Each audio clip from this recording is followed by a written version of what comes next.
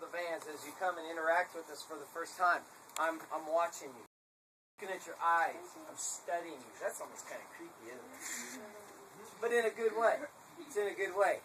Because I'm around people your age all the time. All the time. Thousands and thousands of them. And I've learned to look for certain things to just kind of get a read for where you're at. And I may not know your stories. I don't need to know that. What I'm looking for is your heart. Where's your heart at?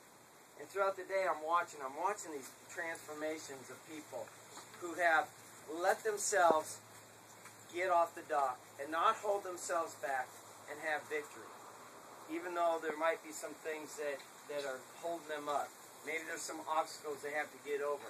Maybe some junk we talked about this morning they got to leave behind. But to see you guys get out there and do it, I mean, there was quite a few of you that I know were very, very, I'll say, concerned. No, feared, afraid of doing some of these things. The thing that blows me away, though, guys, this just cracks me up. Tubing is the most dangerous thing we did today. Tubing is the most dangerous. In fact, when you're sore tomorrow, and yes, you will be sore, it won't be from skiing, it won't be from kneeboarding, it will be from tubing. It will, because what you don't realize is that you're hanging on. I love the big football players. We did one with a senior class not too long ago, and a bunch of football players, man, and they thought they were in such great shape and everything. I love the stories I heard the next day how those dudes couldn't even hardly make it to practice because they hurt so bad. Well, what they're doing is they're holding on. You're holding on so tight to that tube and the tension from being whipped and stuff like that and fighting the G-forces and being bounced around and all that kind of stuff. Man, that works the body. It does. It really does. So, I watch people do that, and then they tell me, no, I'm not going to kneeboard. I'm too afraid, or they won't admit they're afraid, but they're afraid. They're like, no, I'm not going to do that. No way, I can't do that. I can't do that. I'm like, what?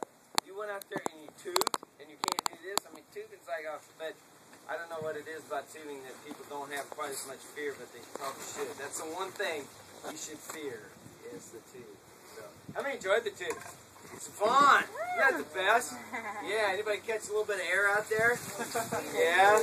More than a little bit? I don't suppose anybody fell off, did they? A few people rolled off. Oh, kill you flip, but you're smiling about it, huh? Johnny was on the edge, like this just hanging. On the edge. And then he was still holding him like Johnny. My step had to put me back on the face. I couldn't even pick it up because I grew somehow like Johnny. That's fun stuff. You know, there's a friend of mine, kind of acquaintance, friend in Tennessee, who's a emergency room physician, and what he tells me is during the summertime there are two things that they get the most emergency room visits for on a nice warm summer weekend. One of them is tubing.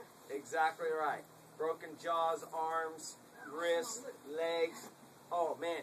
Just people, you see, you were with some experienced people that knock you around a little bit, but they also know where to draw the line. Because there's a serious line of actually some very serious harm and having a good time out there on the tube. Those boats are so powerful. I could take any one of you and your neck snapped within the first 15 seconds of tubing if I allowed the boat to do what it could do. You know what I mean? So I have people thinking. So that, and anybody want to take a shot at what the second thing is? It's not car accidents. Don't actually. Lawnmower accidents. Lawnmower accidents. Cutting fingers and legs and toes and stuff off. And the funny thing is,